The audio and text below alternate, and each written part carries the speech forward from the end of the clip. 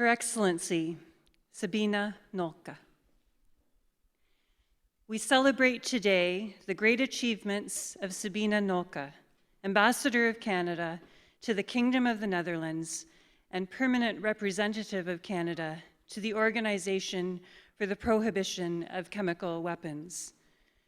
Before completing a Master of Laws in Public International Law from the London School of Economics and Political Science, Ms. Nölke was a graduate of Western 3 times over, with a BA and MA in English Literature and a Bachelor of Laws.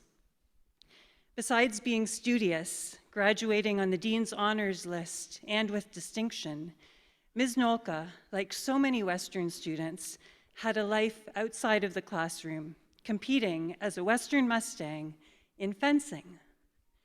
What few people know is that fencing survived at Western largely because of Ms. Nölke's leadership. When the men's and women's fencing teams found themselves without a coach or a manager, she took on these roles for both teams. This early demonstration of leadership in sport foreshadowed a career that encompasses excellence, commitment, and that rare ability to mobilize people around a cause that will lead to positive change. A dedicated public servant, Ms. Nölke has worked with the Department of Foreign Affairs, Trade, and Development since 1992. During that time, she has held 10 positions, progressively advancing from Junior Counsel Economic Trade Law Division to Director General, Major Programs Bureau. But what makes Ms. Nölke stand out is that in all of these roles, she has worked tirelessly in support of international human rights. In 1994, Ms. Nölke established the International Criminal Tribunals for the former Yugoslavia and for Rwanda. This work led to an appointment at the much sought-after Canadian High Commission in London, England, where Ms. Nölke was responsible for some very difficult files, including the Northern Ireland peace process and the transfer of sovereignty of Hong Kong from the United Kingdom to the People's Republic of China. In 2007, Ms. Nölke was appointed the director of the United Nations Human Rights and Economic Law Division, where she was responsible for legal issues, including the suppression of international and domestic terrorist financing and disarmament and defense. Her success in that role led to her appointment as Director General, Major Programs Bureau in 2011. In this role, Ms. Nölke was responsible for a variety of matters relating to international law and human rights, including counterterrorism, the Canadian International Crime and Terrorism Policy, nuclear and radiological security, biological non-proliferation, and chemical weapons destruction. In recognition of her extraordinary service and acumen in international human rights and law, Ms. Nölke was a recipient of the Minister of Foreign Affairs Award for Foreign Policy Excellence. And today, Ms. Nölke's alma mater joins the Minister of Foreign Affairs in recognizing her life of service, leadership, and excellence. Ms. Nölke, Western's community is proud of your accomplishments and all that you stand for in a world where peace is so often elusive. Mr. Chancellor, on behalf of the Vice Chancellor and in the name of Senate, I ask you to confer the degree of Doctor of Laws, honoris causa, upon Sabine Nölke. By virtue of the authority vested in me as Chancellor, I admit you to the degree of Doctor of Laws, honoris causa. Congratulations, Dr. Nölke.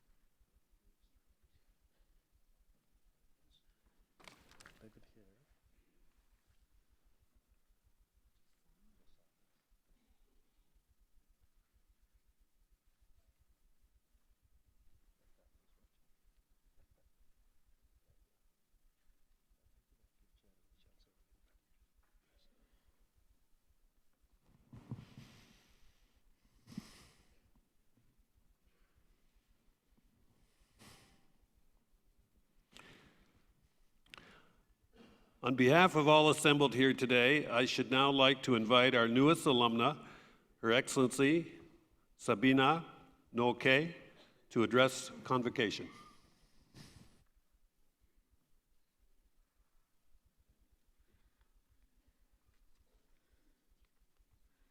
First of all, allow me to thank you, to start by saying what an honor and privilege it is to be here with you all, and to be able to address you, particularly you graduates, on one of the most important days of your lives.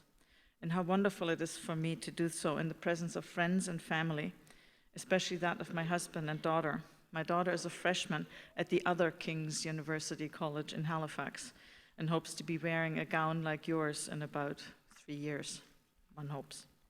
The truth is, I'm still somewhat stunned by what just happened, not just by the fact that there are people here at Western who thought that I might be worthy of such an honor, but more by the realization that 31 years on, anyone would remember us, me and my husband, at all. You see, we haven't had the kind of flashy, visible, high-octane careers that I always thought would get people an honorary doctorate. Both Chris and I have made our lives, our professional homes, in the public service, a place where if you do your job well, nobody notices. Let me tell you what that means. Being a public servant, in my case, a government lawyer, means giving advice to those who make the policy decisions that can affect the lives of people I will never meet. Political considerations are inserted elsewhere. Public servants serve the government of the day, providing the best advice that we can give. Fearless advice and loyal implementation is the mantra that we live by. Sometimes that advice will be taken, other times it'll be ignored. And if the advice is politically unattractive or inconvenient, things can get pretty chilly at times. But that's the job. One of the reasons public servants aren't usually all that visible is that the advice we give needs to be grounded in things that are not, or should not be, subject to the vagaries and excitement of high politics, namely facts, evidence-based analysis, integrity, accountability, and the rule of law. Like I said, the job I've been doing for the last 25 years or so involves nothing flashy or glamorous, and they made it sound a little bit better, I think, than it actually was. It's been strictly a case of just the facts, ma'am, and the law, of course. But this leads me to what I really wanted to talk to you about today, the unflashy virtues of information, of knowledge, and of expertise. You're the graduating class of 2016, a year that The Economist recently declared to be the beginning of the post-factual era. You're graduating at a time when anyone can say anything to anyone, anywhere. At a time of instant, unfiltered communication, in which perception, prejudice, and ideological agendas have started to outweigh evidence, statistics, facts, and analysis. A time when truth, accountability, and accurate information in the public sphere are increasingly being sacrificed to easy headlines. Most of you will be living here in Canada, a place with a mature democracy and resilient public institutions, where a sitting prime minister wears a pink t-shirt on anti-bullying day and marches in pride parades, and where someone like me, the daughter of an unwed mother and a former foreign student, because I was not born in Canada, can become an ambassador for her country, strange accent and all. But even here in Canada, we cannot afford to be complacent. I've just come here from Europe, where so-called populist movements are on the rise in countries that are considered bastions of democracy and human rights. Irresponsible leaders, playing on people's basest instincts and fears, are ringing hollow alarm bells and causing the retrenchment of once open societies. Nationalism based on ethnic identity is on the rise again, thanks to the soundbite lies of demagogues and an increasing disregard for the more measured lessons of history.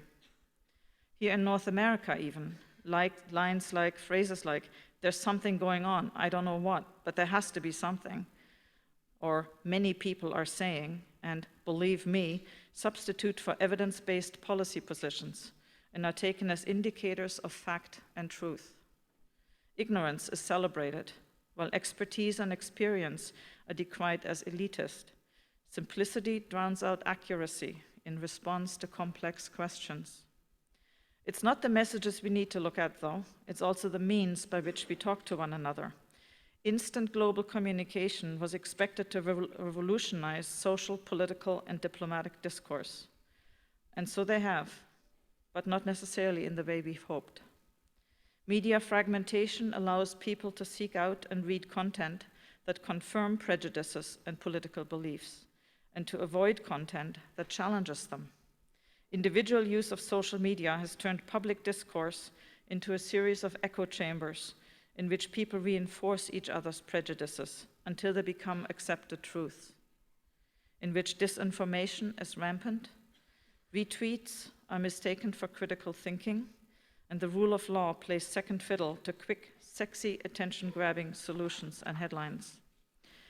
You may be wondering why I'm painting such a depressing picture of today's world for you, just as you're about to head out into it.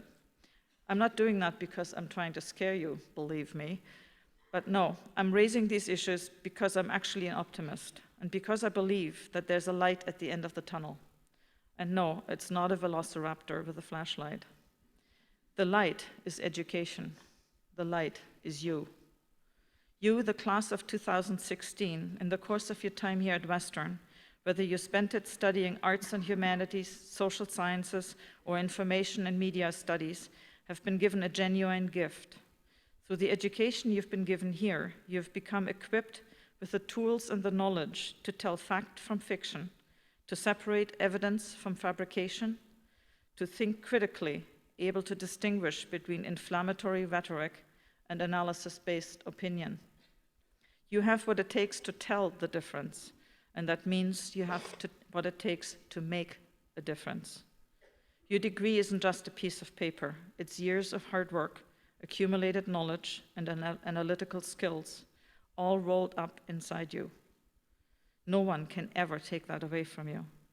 Don't let those who take pride in ignorance and obfuscation label you as elites. Be proud of what you've achieved here at Western and the knowledge you have gained today and every day. Hannah Arendt once said, "The ideal subject of totalitarian rule is not the convinced Nazi or the dedicated communist, but people for whom the distinction between fact and fiction, true and false, no longer exists." Your education not only gives you a shield against that dystopian, post-factual world that The Economist described in that article I mentioned, but it also provides you with a sword with which to combat it. You have become guardians against ignorance and against disinformation. You now have the knowledge and the skills to make that distinction between fact and fiction, between true and false, that Hannah Arendt was talking about. And I believe you have an obligation to put them to work as well.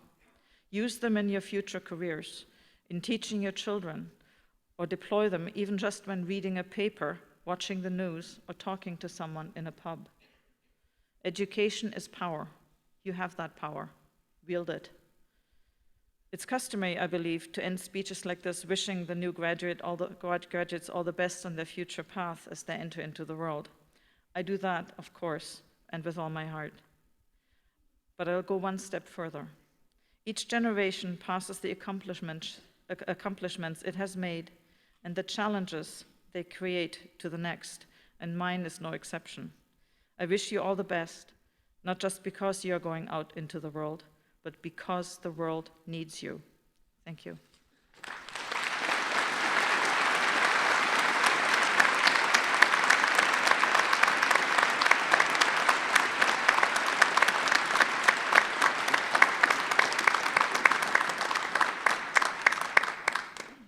Thank you, Your Excellency, for your uplifting address. As someone who came to Canada as an international student like you, I'm delighted to be able to welcome you back to your alma mater. And I should note that Her Excellency arrived at Western as an exchange student. You see the value of international education in the excellent example that we have before us. Your Excellency, your life of public service is an inspiration to us, to our graduates, and we appreciate your work on behalf of many individuals who cannot speak for themselves. We are grateful for your contribution to improving human rights around the world, and especially as our university strives to graduate global citizens. And we thank you for your distinguished service to our country, Canada. Ladies and gentlemen, please join me once again in congratulating Western's newest honorary Doctor of Laws, Dr. Sabine Nölke.